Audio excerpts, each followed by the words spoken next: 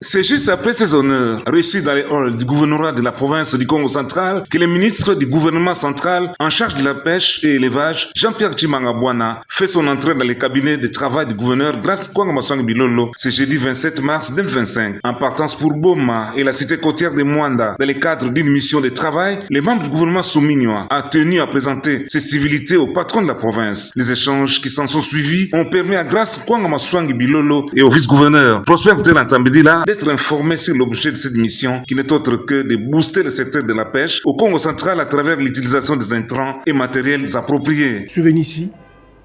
pour booster le secteur de la pêche, pour distribuer les intrants et les matériels de pêche, donner aux pêcheurs, qu'ils arrêtent de pêcher avec les filets prohibés, qu'ils arrêtent de ne pas donner les statistiques, qu'ils arrêtent d'utiliser les produits toxiques pour tuer le poisson. Donc nous sommes en train de donner le matériel de pêche,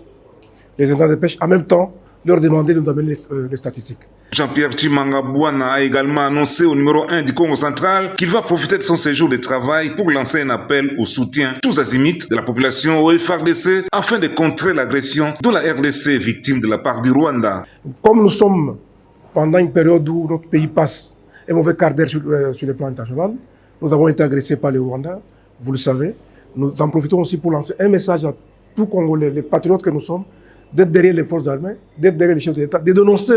tout le monde qui est contre le pouvoir qui a été